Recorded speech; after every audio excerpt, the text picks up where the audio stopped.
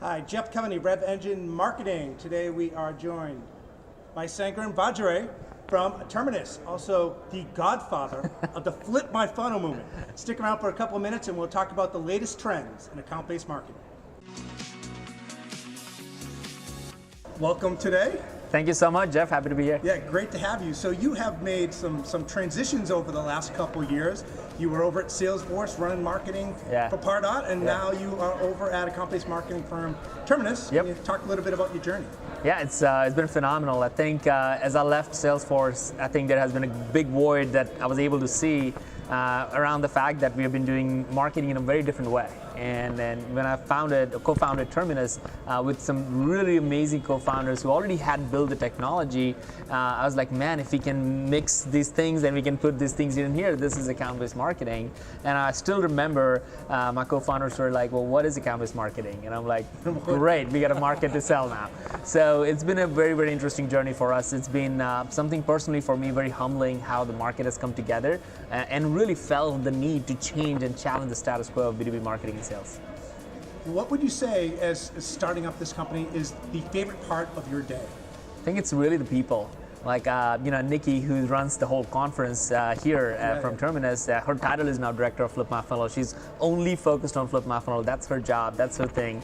Every day she has no responsibility whatsoever of Terminus. It's about building the category. And she was an intern, 4 years ago at my other company I used to work.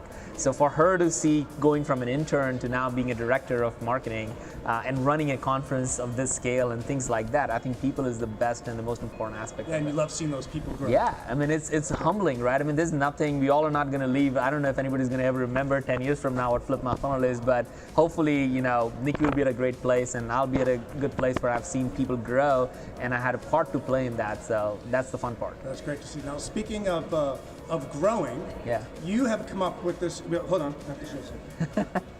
We have these things that Flip My Funnel cookies. He is the brainchild of Flip My Funnel and these cookies.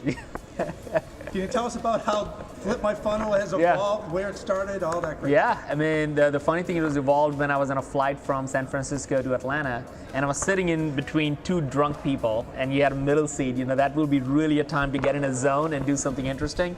So I was like, all right, these guys are drunk, they're talking kind of garbage. I need to kind of get in the zone. So I put my headset on, put my Rocky music, which is typically what my go-to music, and then I have a piece of napkin and a pen. And I started drawing the funnel that I was listening to and heard at the Scott Brinker Smart Tech Conference, and I flipped it. And I started to create my own kind of stages, and I was like, man, this is super interesting. Like, if I'm able to do this and apply technologies to it, now I can do real marketing. Now I have a starting point. That's where it was born, like 50,000 feet above the air. And I was trying to tell to these two guys who were super drunk and they didn't care about it, but I was like excited about it. You were seeing something historical happen. But I was in the middle seat. I'll have another scotch, but I felt really good. I came back, did a video of it, really, really raw, and then wrote a blog about it, and then that's how the movement really got started. Okay, so you have a movement, and you have this Flip My Funnel event in Boston. You were doing it all over the country. Yep. Growth from last year to this year. Yeah, so the first event we did, we were like 11th August, right, today, right? So it's literally 1 year to date when we did the first conference. We had about 7 or 8 speakers. We had like about 7 or 8 sponsors that we were able to I had to call, beg, borrow, and like, hey, give me a chance, come and speak or come and sponsor. And a lot of people gave me a chance, which I'm really, really humbled and honored. And we had about 250, 300 people show up at the first conference, which we felt was really amazing. And then it took life of its own. So in the last 1 year, we have been able to put conferences in Chicago, in Boston. We're coming Boston again, Atlanta, San Francisco.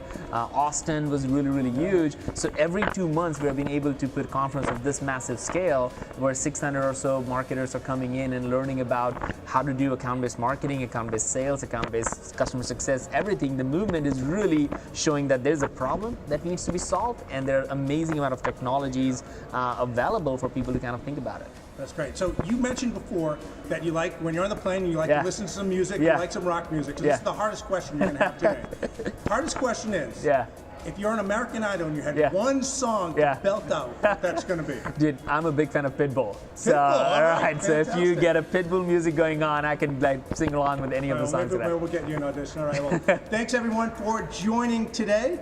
where we have learned some of the best practices on account-based marketing and learn that Sangram, if he ends up on American Idol, he's gonna whip out some Pitbull. So till next time on Rev Engine Insight.